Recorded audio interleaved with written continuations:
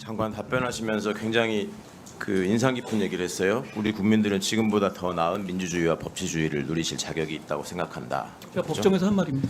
그리고 국민의 인권 보호, 권익 보호를 위해서 최선을 다하겠다라는 얘기들. 그거 관련해서 참 묻고 싶은 건 많은데 시간이 한정돼 가지고 그런데 제가 지난번에 정무직 공무원하고 정치인의 차이에 대해서 말씀을 드린 적이 있고 정무직 공무원으로서 정치적 중립을 지켜야 되는 의무에 대해서도 설명을 드린 바가 있어요. 역시 헌재의 결정에 근거해서 지금 잠깐 말씀하시는 거 보면은 그냥 모르는 사람이 들으면은 굉장히 뭔가 논리적이고 그럴싸한 내용이 있는 것 같은데 제가 듣기에는 이게 지금 앞뒤가 안 맞고 적어도 대한민국 국무위원으로서 하실 수 없는 얘기가 좀 포함되어 있는 것 같아서 지적을 드리고자 합니다. 인사검증과 관련해서 책임 여부를 물으니까 제가 알았다면은 그렇게는 하지 않았을 것이다라는 말씀을 반복하고 계세요. 그 장관의 보좌기관으로서 인사검증관리단을 설치를 하고 또 청와대하고 협업을 하고 하는 과정에서 이게 법무부에 두는 게 맞냐라는 논의가 있었을 때 아니 이런 문제가 생기면 저한테 묻고 저를 질타하시지 않겠습니까? 라고 말씀하신 적이 있잖아요. 그래서 질타를 받고 있는 거고요. 그런데 거기에 대해서 질타를 받는 사람의 태도는 그래서는 안 돼요. 과거에 잘 기억하겠지만 저기 철책선이 뚫려가지고 누가 월북하거나 월남하는 사람을 발견하지 못하고 이러는 경우 있어요. 그 병사들이 실수를 하는데 사단장이 보직해임 당합니다. 그때 사단장이 언론에 나서가지고 뭐 책임감은 느낍니다만 앞으로 제도 개선을 해야지 이걸 어떻게 다 막을 수 있겠습니까? 한계가 있습니다라고 변명하는 거 본 적 있어요? 그게 지휘관의 책임이고 지도자의 책임이고 국무위원으로서 법무부 장관이 보좌기관으로 인사검증관리단을 운영하고 져야 할 책임이라는 거를 좀 인식하시면 좋겠습니다. 판결의 효력과 관련해서도 왜 헌재 결정의 효력을 지금 부인하는 듯한 태도를 부인하는 것처럼 보이기 때문에 그런 질문을 하는 거예요. 그리고 그 내용에 대해서 답변하는 과정에서 그렇게 얘기를 했더라고. 한명숙 총리 사건 재판 효력도 부인하시던 분들이 뒤집으려고 했던 분들이 할 얘기는 아닌 것 같다. 그런 얘기를 하려면 한명숙 총리 사건 소수 의견에 담겨 있는 그 검찰 수사의 위법을 지적했던 부분에 대해서 인권을 보호하고 국민의 더 나은 법치주의와 민주주의를 위해서 법무부가 무슨 노력을 하고 있는지를 명확하게 입증하고 국민에게 확인하게 한 다음에 그런 얘기를 할 자격이 생기는 거죠. 그리고 강제징용과 관련한 대법원의 거듭된 판결의 효력을 부정하고 있는 현 대통령과 외교 정책에 대해서 법무부 장관으로서 그리고 당시에 강제징용 판결과 관련한 그 판결을 지연시키기 위해서 대법원이 벌였던 그 사법농단 사건을 수사했던 당사자로서 이것이 법치주의와 민주주의에 저해되는 것이다라는 걸 지적하면서 얘기를 해야지 균형이 맞는 거죠.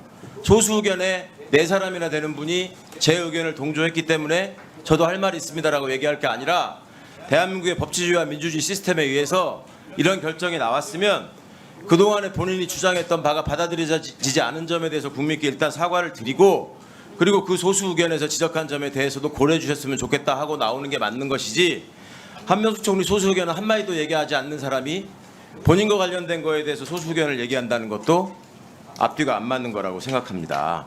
자, 지금 인사검증 과정에서 본인이 얘기를 하지 않는데 어떻게 알 수 있느냐라고 얘기했어요. 지금 얘기하지 않았습니까? 정순신 실명을 검색해도 판결정보 검색 시스템에 나온다. 그리고 대한민국 공영방송의 메인 뉴스에서 보도한 사건이고 거기에 A씨라고 했건 기혁씨라고 했건 누구나 다 이 사람이 누구인지 짐작할 수 있는 일이고 통상 법무부와 대검의 관행상 대변인실은 그런 보도가 있으면 그게 누군지를 확인합니다. 근거를 알려드릴까요? 2020년 봄에 그 문제가 됐던 부산고검 차장 한동훈, 법무부 대변인 권순정, 대검 수사정보기획관 손준성 세 사람의 단톡방이 문제가 된 적이 있어요. 그때 기억하죠, 권순정 실장. 대변인 하면 대변인이 왜 여기 끼어 있느냐 얘기하니까 대변인은 주요 사건이 발생했을 때 그 당사자와 관련해서 사실관계를 파악할 필요가 있기 때문에 그 단톡방에 포함되어 있었다. 그때 보도에 한동훈이라는 이름 한자도 안 나왔어요. 윤석열 최측근이라고만 나왔지. 그럴 때는 그렇게 열심히 파악하면서 수백 차례 단톡방을 만들어서 했다는 사람들이 이 건에 대해서는 우리는 알 수 있는 방법이 없었다. 나는 그때 당시 근무했지만 몰랐다. 이런 얘기를 하면 국민들이 설득력 있게 받아들여지질 않고 그것이 국민의 기본권을 보호하겠다고 하는 법무부 장관이 하는 솔직한 해명이라고 받아주지 않는단 말입니다. 자, 계속 얘기해요. 검수완박법인 위헌입니다라고 얘기해요. 그렇게 정치적인 용어니까 쓰지 말라고 해도 계속 반복해요. 법무부 장관의 주장이 뭐냐면 검찰 수사권을 완전히 박탈하는 법이기 때문에 위헌입니다라는 거예요. 검사가 헌법기관이기 때문에 검사의 수사권은 헌법상 보장되기 때문에 위헌이라는 주장을 한 거예요. 검찰 수사권은 완전히 박탈되지 않았다고 또 주장을 해요. 그러면서 시행령으로 다 할 수 있다고 생각한다고 해요. 그렇게 해도 된다고 해요. 도대체 헌재 결정을 어떻게 받아들이고 있는 것인지를 본인 스스로 좀 돌아봤으면 좋겠어요. 무고, 위증, 깡패, 마약 왜 수사 못하게 하냐고? 그렇게 물어보시면 안 돼요. 깡패나 마약 수사는 인지수사가 없습니다. 검찰이 인지하게 해주십시오. 통계를 제시하고 얘기를 해야죠. 무고 위증도 마찬가지입니다. 고발 사건에 대해서 제대로 수사를 하고 있는데 왜 그건 없이 전부 다 인지를 검사가 해야 되는 것처럼 얘기합니까? 네, 답변하십시오. 예, 그 판결 검색은 지난 정부에서 계속 안 해왔던 거죠. 안경환 당시 후보자 당시에 청와대는 이렇게 말했습니다. 판결문 검색을 청와대가 하면 위법이라고요. 그러니까 그 부분에는 한계 분명히 있었던 거니까 그렇게 호도하시면 안 될 것 같고요.